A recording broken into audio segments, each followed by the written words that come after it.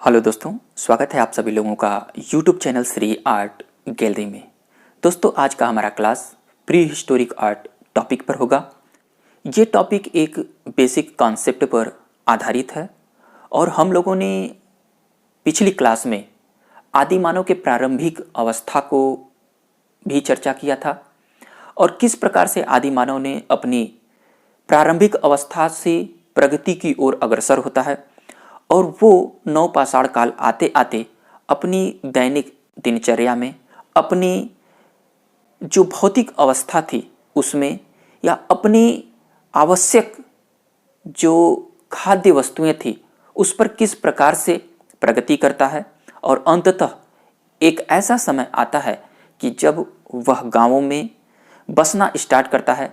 अर्थात जिस प्रकार से उसकी प्रारंभिक अवस्था एक घुमक्कड़ जीवन की थी और नवपाषाण काल आते आते वो एक स्थायी जीवन व्यतीत करने लगता है।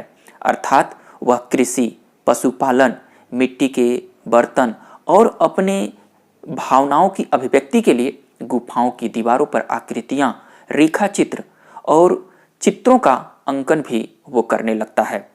तो इस प्रकार से हम लोगों ने पिछली क्लास में इसका अध्ययन कर चुके हैं। जो इस चैनल पर पहली बार वॉच कर रहे हैं तो इस वीडियो को देखने के बाद आप लोग उस वीडियो को देख सकते हैं। पॉपअप पर लिंक आएगा, उसको टच करके आप लोग पहली प्रारंभिक अवस्था को या पहली क्लास को आप लोग वॉच कर सकते हैं। तो आज हमारा जो क्लास होगा वो नवपाषाण काल के आगे के होगा और इस क्लास में हम लोग देखेंगे कि नवपाषाण काल आते आते किस प्रकार से जो प्रारंभिक आदि मानव था अपनी भावनाओं की अभिव्यक्ति के लिए चित्रों का निर्माण करना प्रारंभ कर दिया था नवपाषाण काल में, क्योंकि नवपाषाण काल में ही सर्वप्रथम हमारी चित्रों की खोज होती है। कुछ विद्वानों ने इस बात का भी उल्लेख किया है कि प्रारंभिक मानव के जो चित्र थे वो 25,000 ईसा पूर्व में भी प्राप्त हुए थे और वो था मध्य प्रदेश का क्षेत्र पहाड़गढ़। यहाँ से अमेरिका विश्वविद्यालय के प्रोफेसर डीपीएस द्वारिकेश को 25,000 ईसा पूर्व का चित्र प्राप्त हुआ था। तो तमाम विद्वानों ने इस पर अपने मत व्यक्त किए हैं, लेकिन जो हमारे आदि मानव की जो प्रारंभिक अवस्था थी नवपाषाण काल से, वहां से हम लोग चर्चा करेंगे। दोस्तों, अब हम लोग प्रागैतिहासिक चित्रकला की खोज के ऊपर बात करते हैं। यहाँ पर आप सभी लोगों को बताना चाहते हैं कि प्रागैतिहासिक जो चित्रों की खोज होती है वो दो तरह से एग्जाम में क्वेश्चन पुटअप होते हैं, एक विश्व स्तर पर और एक भारत के परिप्रेक्ष्य में। तो हम लोग पहले विश्व स्तर पर देख लेते हैं। क्वेश्चन पूछ लिया जाता है कि प्रागैतिहासिक चित्रों की सर्वप्रथम खोज किन गुफाओं में होती है, और ऑप्शन में अगर आप लोगों के अल्तामिरा, लास्को, कोगुल ऐसे तमाम ऑप्शन आते हैं तो आप लोगों के ऑप्शन कुछ अलग होते हैं। और अगर एग्जाम में क्वेश्चन पुटअप होता है कि भारत में सर्वप्रथम प्रागैतिहासिक चित्रों की खोज किस गुफा में होती है तो इसका आंसर अलग होता है। तो यहाँ पर हम लोग विश्व स्तर और भारत के परिप्रेक्ष्य में बात करेंगे। तो सर्वप्रथम हम लोग देखते हैं विश्व स्तर पर। तो हमारा जो टाइटल है कि प्रागैतिहासिक चित्रों की खोज, तो इसको हम लोग दो भागों में डिवाइड करेंगे। पहले स्तर पर हम लोग देखेंगे विश्व स्तर पर, बहुत ही इंपॉर्टेंट है। विश्व स्तर पर सर्वप्रथम प्रागैतिहासिक चित्रों की जो खोज होती है वो कहां पर होती है, तो ध्यान दीजिएगा, उत्तरी स्पेन में। ये याद रखिएगा, उत्तरी स्पेन में होती है। और उत्तरी स्पेन में एक बहुत ही प्रसिद्ध गुफा है जिस गुफा का नाम है अल्तामिरा। याद रखिएगा, अल्तामिरा बहुत ही फेमस ये अल्तामिरा की गुफा है और ये गुफा उत्तरी स्पेन में स्थित है। इसी गुफा में सर्वप्रथम प्रागैतिहासिक चित्रों की खोज होती है। और उस का जो समय क्या था खोज का, वो भी देख लीजिए। जो खोज का समय किसका, चित्रों की, वो समय था 8079 ईस्वी। ये दोस्तों बहुत ही इंपॉर्टेंट टाइम है 8079। पूछ लिया जाता है कि अल्तामिरा गुफा में जो चित्रों की खोज होती है वो किस ईयर में होती है, तो 8079 ईस्वी में होती है। और ये भी पूछ लिया जाता है कि अल्तामिरा गुफा के चित्रों की खोज किसने किया था, तो ये भी हम लोग देख लेते हैं। ये मानव शास्त्री, इनको बहुत ध्यानपूर्वक देखिएगा, बहुत ही इंपॉर्टेंट है, जिनका नाम था मारेलिनो डी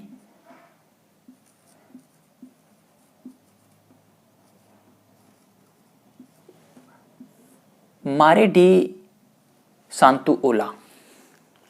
यह एक प्रसिद्ध मानव शास्त्री थे।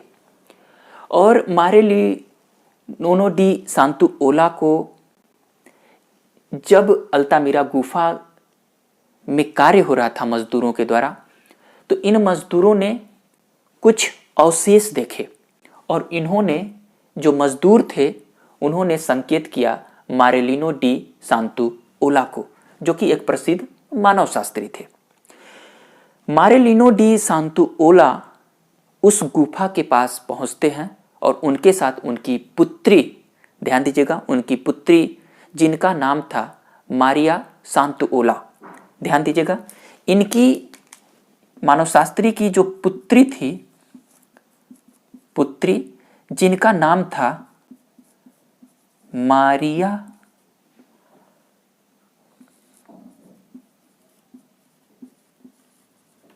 मारिया सांतुओला।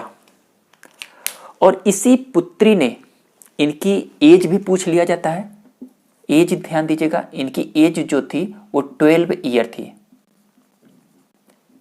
बहुत इंपॉर्टेंट है कि मारिया सांतुओला की उम्र क्या थी, तो वो 12 वर्ष थी। दोस्तों बहुत ही यह रहस्यमयी गुफा है और इसके बारे में जो खोज करने का जो श्रेय दिया जाता है वो इन्हीं को दिया जाता है। इनको क्यों दिया जाता है उस पर भी मैं डिस्कस करूंगा। ये मारियो डी सांतुओला जब जाते हैं वहां पर, तो उनके साथ उनकी पुत्री मारिया सांतुओला जाती हैं और उनकी उम्र लगभग 12 वर्ष की होती है। और ये लोग वहां पर निरीक्षण करते हैं अल्तामिरा गुफा की। और ये अल्तामिरा गुफा जो थी, एक ध्यान दीजिएगा, लाइम स्टोन अर्थात चूने पत्थर से निर्मित ये गुफा थी। बहुत इंपॉर्टेंट है, लाइम स्टोन में ये गुफा निर्मित थी।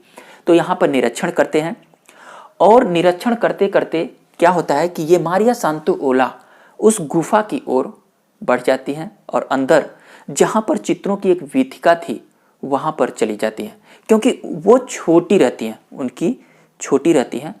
यह अल्तामिरा की गुफा इतनी सक्रिय थी कि वहाँ पर जाना मुश्किल था, परंतु ये छोटी थी तो ये वहाँ पर पहुँचती हैं और ये इनके द्वारा ही उस अल्तामिरा गुफा की जो छतों पर जो चित्र प्राप्त होते हैं उनको ये देखती हैं और ये इनको बताती हैं। तो इन्हीं के द्वारा अल्तामिरा गुफा में चित्रों को देखा गया था। तो इसका श्रेय खोजने का इनको मारिया सांतुओला को दिया जाता है। इसको ध्यान दीजिएगा, ये बहुत ही इंपॉर्टेंट है। और इसमें जो चित्र प्राप्त हुआ था अल्तामिरा गुफा में वो था बाइसन का चित्र था, अर्थात वृषभ का चित्र था। बहुत ही इंपॉर्टेंट है, ये ध्यान दीजिएगा। तो दोस्तों हम लोगों ने इतना देखा कि अल्तामिरा गुफा में जो खोज हो जाती है वो मारिया सांतुओला के द्वारा होती है और मारिया सांतेओला की जो उम्र होती है वो लगभग 12 वर्ष बताया जाता है। इसके बाद हम लोग अल्तामिरा गुफा में हम लोगों ने देखा कि जो बहुत ही फेमस मार्मिक चित्र प्राप्त हुआ था वो बाइसन का था या जंगली भैंसे या वृषभ का था, इसको भी याद करिएगा। और ये जो गुफा थी वो लाइम स्टोन में निर्मित थी, ये भी इम्पॉर्टेंट है। इसका समय पूछ लिया जाता है तो इसका समय 1879 ईस्वी को हुआ था। और इसके बारे में कुछ इम्पॉर्टेंट पॉइंटें हैं, वो भी आप लोग देख लीजिएगा। इसको अल्तामिरा गुफा को हम लोग प्रागैतिहासिक चित्रकला का सिस्टाइन चैपल कहते हैं, बहुत ही इम्पॉर्टेंट है। इसी अल्तामिरा गुफा को प्रागैतिहासिक चित्रकला का सिस्टाइन चैपल गुफा के नाम से भी जानते हैं, बहुत ही इम्पॉर्टेंट है। और इस गुफा से लगभग, ध्यान दीजिएगा, लगभग 150 चित्र प्राप्त हुए थे, बहुत ही इम्पॉर्टेंट है दोस्तों। 150 चित्र प्राप्त हुए थे, जिसमें से 25 जो चित्र थे वो बहुरंगी थे, प्राप्त हुए थे, ये याद रखिएगा। 150 चित्र प्राप्त हुए थे, जिसमें से 25 चित्र जो थे वो बहुरंगी थे। तो अल्तामिरा से हम लोगों ने इतनी पॉइंटों को कवर किया। और इस पे अक्सर एग्जाम में बार बार ये पुटअप होता है कि अल्तामिरा गुफा कहाँ पे है, तो आप लोग टिक लगाइएगा इस पेन में। इसका समय क्या था, 1879 में इसकी खोज होती है। इसकी खोज करने वाले कौन थे, तो मारिया सांतेओला को ध्यान देखिएगा, क्योंकि खोज करने का श्रेय इन्हीं को दिया जाता है जिनकी उम्र पूछ लिया जाता है कि 12 वर्ष थी। ये कौन थी, तो ये मारिलिनो दी सांतेओला की ये पुत्री थी। तो इस पर हम लोगों ने, अल्तामिरा पर हम लोगों ने संक्षिप्त में चर्चा कर चुके हैं। और इसी के बाद एक दक्षिणी पश्चिमी फ्रांस में एक गुफा थी जिसको हम लोग लास्कोस की गुफा कहते हैं। लास्कोस की गुफा भी बहुत इंपॉर्टेंट है। और ये लास्कोस की गुफा और अल्तामिरा की गुफा दोनों शिल्प कला के क्षेत्र से बहुत ही इंपॉर्टेंट है। और वो सर्वाधिक, जो लास्को की गुफा है, इस गुफा से अच्छे चित्र वहां पर प्राप्त होते हैं और वो काफी फेमस गुफा है। तो लास्को गुफा के ऊपर भी चर्चा कर लेते हैं। इस गुफा के बाद वहां पर प्रागैतिहासिक चित्र भी हमें बहुसंख्यक में देखने को मिलते हैं। लगभग 2000 के आसपास वहां पर सर्वाधिक चित्र मिलते हैं और सर्वाधिक सुरक्षित अवस्था में और सर्वाधिक रंग बिरंगे और चमकीले और अच्छी अवस्था में लास्को की गुफा में चित्र प्राप्त होते हैं। तो आइए हम लोग लास्को के ऊपर भी थोड़ा सा चर्चा कर लेते हैं। इसको हम आप रफ कर देते हैं।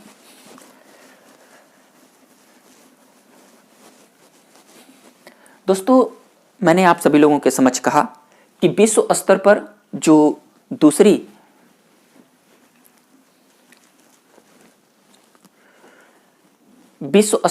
दूसरी गुफा है वो लास्को की गुफा है। इसको ध्यान दीजिएगा, हम लोग दूसरे पॉइंट पर बात करेंगे और वो थी लास्को की गुफा। और ये कहां पर है, ये है दक्षिणी पश्चिमी फ्रांस में। इसको याद रखिएगा, अक्सर पुटअप किया जाता है फ्रांस। ये लास्को की गुफा कहां पे है, तो फ्रांस में है। और इस गुफा की खोज के ऊपर चर्चा लें तो इस गुफा की जो खोज होती है वो होती है 1940 ईस्वी में, इंपॉर्टेंट है। और इसकी खोज करने वाले कौन थे, तो वो थे ब्रुइल। यही ब्रुइल जो थे, इन्होंने ही 1940 ईस्वी में लास्को की गुफा की खोज करते हैं और यहां से प्रागैतिहासिक कालीन चित्र हमें प्राप्त होते हैं। तो ये बहुत ही इंपॉर्टेंट लास्को की गुफा है। यहाँ से लगभग हमें जो चित्र प्राप्त होते हैं वो लगभग 2000 के आसपास प्राप्त होते हैं। ये भी बहुत ही इंपॉर्टेंट है, इसको भी लास्को की गुफा को याद रखिएगा। अक्सर एग्जाम में क्वेश्चन पूछ लिया जाता है इसके टाइम को लेकर, इसके स्थान को लेकर। तो ये हमारी विश्व स्तर पर दूसरी गुफा होती है। दोस्तों, हम लोगों ने प्रागैतिहासिक चित्रों की खोज विश्व स्तर पर देखा। और अब हम लोगों का जो अगला पॉइंट होगा वो भारतीय परिप्रेक्ष्य में होगा। तो इसको आप लोग ध्यान से समझिएगा। यहाँ से तमाम प्रकार के क्वेश्चन पुटअप होते हैं। एग्जाम में क्वेश्चन पुटअप कर लिया जाता है कि भारत में सर्वप्रथम चित्रों की खोज का श्रेय किसे दिया जाता है, भारत में सर्वप्रथम चित्रों की खोज किन क्षेत्रों में होती है, भारत में सर्वप्रथम चित्रों की खोज किन पहाड़ियों में होती है, और भारत में सर्वप्रथम चित्र प्राप्त करने का श्रेय किसे दिया जाता है, आदि तमाम तरह के क्वेश्चन पुटअप होते हैं, जो कि अब हम लोग भारतीय परिप्रेक्ष्य में इन सारे क्वेश्चनों को कवर कर लेंगे। तो आइए देखते हैं भारतीय परिप्रेक्ष्य में। यहां पर ध्यान दीजिएगा, हम लोग भारतीय परिप्रेक्ष्य में बात करेंगे, अर्थात भारत के परिप्रेक्ष्य में। पहला क्वेश्चन होता है कि भारत में सर्वप्रथम प्रागैतिहासिक चित्रों की खोज का श्रेय किसे दिया जाता है। तो हम लोग देखेंगे कि सर्वप्रथम खोज का श्रेय जो दिया जाता है वो किसको दिया जाता है, तो वो अंग्रेजों को दिया जाता है। इसको ध्यान दीजिएगा, बहुत इंपॉर्टेंट है। पुटअप किया जाता है कि सर्वप्रथम खोज का श्रेय किसे दिया जाता है, तो वो अंग्रेजों को दिया जाता है। जब भारत में विदेशी शासन कर रहे थे तो उन लोगों ने भारतीय संस्कृति और कला को जानने के लिए दिलचस्पी दिखाई, उसमें रुचि लिए, और उसको जानने के लिए कि भारत की कला है क्या। इसी खोज में उन्होंने अपना कार्य करना प्रारंभ कर दिया, और पुरातत्व सर्वेक्षण के माध्यम से इन लोगों ने भारत के भिन्न भिन्न स्थानों पर प्रागैतिहासिक कालीन गुहाओं की खोज करते हैं, और उन गुहाओं में जो चित्र प्राप्त होते हैं इन अंग्रेजों को ही प्राप्त होते हैं। और वो अंग्रेज कौन थे उनके ऊपर भी चर्चा कर लेते हैं। तो आइए देख लेते हैं कि सर्वप्रथम खोज का श्रेय किसे दिया जाता है। तो अगर ऑप्शन में अंग्रेज रहे तो अंग्रेज लगाइएगा, और अगर इनके नाम के ऊपर चर्चा करें तो हम लोग नाम के ऊपर देख लेते हैं। तो सर्वप्रथम खोज का जो श्रेय दिया जाता है वो पहला जो थे वो आर्चीबाल्ड कार्लाइल, और जो दूसरे थे उनका नाम था जॉन कॉकबर्न। इन दोनों लोगों को याद रखिएगा, आर्चीबाल्ड कार्लाइल और जॉन कॉकबर्न। और इन दोनों अंग्रेजों ने ही, मैंने कहा था कि अंग्रेजों ने खोज की, और वो दो अंग्रेज कौन थे, तो आर्चीबाल्ड कार्लाइल और जॉन कॉकबर्न ने। इन्हीं लोगों ने भारतीय प्रागैतिहासिक चित्रों की खोज करते हैं। किस सन में करते हैं तो ये भी याद रखिएगा, खोज का जो समय था वो था 1880 ईस्वी। इंपॉर्टेंट है ये समय, इसको याद रखिएगा। दोस्तों 1880 ईस्वी में आर्चीबाल्ड कार्लाइल और जॉन कॉकबर्न ने प्रागैतिहासिक जिन चित्र थे जिन गुफाओं में, उन गुफाओं की ये लोग खोज करते हैं। ध्यान दीजिएगा, ये दोनों लोगों ने गुहाओं की खोज करते हैं। लेकिन दोस्तों चित्र किसको प्राप्त होता है ये हम लोग बात करेंगे, और उसका प्रकाशन किसके द्वारा किया जाता है उसके ऊपर भी बात करेंगे। तो हमारी गुहा की खोज हो जाती है। नेक्स्ट पॉइंट होता है कि भारत के प्रागैतिहासिक चित्रों की खोज किन पहाड़ियों और किन क्षेत्रों में होती है, ये बहुत ही इंपॉर्टेंट है। तो आइए बात कर लेते हैं। अब भारत के जो खोज का क्षेत्र था वो भी देख लीजिए। क्षेत्र जो था वो उत्तर प्रदेश का जो जिला मिर्जापुर है, मिर्जापुर ये जिला है किसका, उत्तर प्रदेश का। इसी जिले के पास में एक कैमूर की पहाड़ी है, कैमूर की पहाड़ी, और ये किसके अंतर्गत आती है? तो ये याद रखिएगा, विंध्य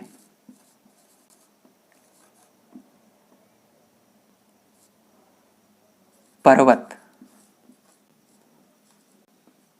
श्रेणी के अंतर्गत आती है। ये जो कैमूर की पहाड़ियां है, इसी विंध्य पर्वत श्रेणी के अंतर्गत ये पहाड़ी आती है, और इसी पहाड़ी में प्रागैतिहासिक गुहा चित्रों की खोज होती है। ये बहुत ही इंपॉर्टेंट है कैमूर की पहाड़ी, और हमने क्षेत्र को ऊपर बात किया तो वो मिर्जापुर उत्तर प्रदेश का जिला है। दोस्तों, अब हमारा नेक्स्ट पॉइंट आता है कि चित्रों की खोज का प्रकाशन किसके द्वारा किया गया था और चित्र किसको मिला था। तो जो चित्र मिला था वो चित्र मिला था जॉन कॉकबर्न को। चित्र खोजे थे और वो चित्र जो प्रकाशित हुआ था वो 1883 ईस्वी में प्रकाशित हुआ था। और वो चित्र कौन सा था? वो था गैंडे का चित्र था। बहुत ही इंपॉर्टेंट है, अक्सर एग्जाम में क्वेश्चन पुटअप किया जाता है। ये गैंडे का जो चित्र प्राप्त हुआ था यही जॉन कॉकबर्न को मिला था, और इन्हीं जॉन कॉकबर्न ने एशियाटिक सोसाइटी ऑफ बंगाल के जर्नल में इसको प्रकाशित करवाते हैं। और वो प्रकाशित कब होती है? 1883 ईस्वी में। और जब ये प्रकाशित होती है तभी भारतीय प्रागैतिहासिक चित्रों की विश्व स्तर पर और भारत स्तर पर पता चलता है कि भारतीय प्रागैतिहासिक चित्रों की खोज कब हुई थी, और इसका जो श्री गणेशाय करते हैं वो जॉन कॉकबर्न को ही प्राप्त होता है चित्र। यहां से तो तमाम चित्र मिलते हैं, जैसे ये जो गैंडे का चित्र प्राप्त होता है इसका बहुत ही मार्मिक तरह से अंकन किया गया है। अगर आप लोग कहेंगे तो उस चित्र को, ये देखिए, ये जो गैंडे का चित्र है वो आप सभी लोगों के समक्ष प्रस्तुत किया गया है कि इस चित्र में गैंडे को 6 व्यक्ति किस प्रकार से भाले से इसको मार रहे हैं। एक बहुत ही मार्मिक अंकन यहां पर किया गया था, और यही गैंडे का चित्र था। और ये गैंडे का चित्र ये प्राप्त कहां से हुआ था? एग्जाम में क्वेश्चन पुटअप होता है। तो गैंडे का जो चित्र प्राप्त हुआ वो थी विजयगढ़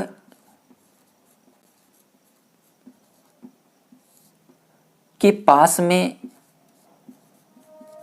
विजयगढ़ के पास में एक घोड़मंगल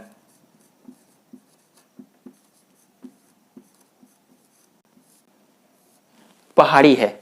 इसको याद रखिएगा, विजयगढ़ के पास में घोड़मंगल की पहाड़ी है, और इसी पहाड़ी में जो शिला चित्र था उसी शिला चित्र पर गैंडे का चित्र इन्हें प्राप्त हुआ था जॉन कॉकबर्न को। तो इस स्थान को याद रखिएगा। पूछ लिया जाएगा कि गैंडे के शिकार का दृश्य किस स्थान से प्राप्त हुआ था, तो वो घोड़मंगल से प्राप्त हुआ था। और ये घोड़मंगल एक पहाड़ी है जो कि विजयगढ़ के पास में, ये विजयगढ़ का जो दुर्ग है ये वर्तमान में सोनभद्र का जिला है। इसी जिले के पास में ये घोड़मंगल है, और इस घोड़मंगल से ही जॉन कॉकबर्न को गैंडे के मार्मिक चित्र प्राप्त हुआ, जो कि आप लोगों के समक्ष है। इसके बाद इसी के पास में दूसरी जो गुफा प्राप्त हुई थी वो हरण की गुफा थी। और इस गुफा से जो चित्र प्राप्त हुआ था वो 12 शिंगा और शांभर की चित्र प्राप्त हुए थे। इन दोनों को याद रखिएगा। ये जो चित्र प्राप्त होते हैं वो कहां से? हरण गुफा से प्राप्त होते हैं। बहुत ही इंपॉर्टेंट है। 12 शिंगा सांभर का जो चित्र प्राप्त हुआ हरण से, और घोड़मंगल से गैंडे के शिकार का चित्र प्राप्त होता है। तो ये रहे भारतीय परिप्रेक्ष्य में चित्रों की खोज पर संक्षिप्त टिप्पणियां। और यहां से आने वाले जितने भी प्रश्न होंगे खोज के ऊपर, वो सभी आप सभी लोग आसानी से कर लेंगे। और इनके डेट को याद रखिएगा जो आप लोगों के समझ बताया गया है। तो हम लोगों ने भारतीय और विश्व स्तर पर प्रागैतिहासिक चित्रों की खोज के ऊपर डिस्कस कर चुके हैं, और इस पर जो तमाम तरह के क्वेश्चन बनते हैं वो मैं आप सभी लोगों को MCQ में करवाऊंगा, और आप सभी लोग इस टॉपिक को बहुत ही ध्यानपूर्वक लर्न करिएगा। तो आज के टॉपिक को हम लोग यहीं पर रखते हैं, और नेक्स्ट टॉपिक में अब हम लोग कंटिन्यू बेसिक से चल रहे हैं। तो अगला जो हमारा पड़ाव होगा कि भारत के जिस भिन्न भिन्न स्थानों पर प्रागैतिहासिक जो शैलचित्र प्राप्त हुए हैं उन स्थानों को भी देखा जाए। तो अगली हमारी जो क्लास होगी वो स्थानों के ऊपर होगी। अगर किसी प्रकार की कोई दिक्कत हो तो आप लोग कमेंट बॉक्स में बताइएगा। और आज के टॉपिक में बस इतना ही। हम लोग एक नेक्स्ट टॉपिक में मिलेंगे, तब तक के लिए थैंक यू दोस्तों।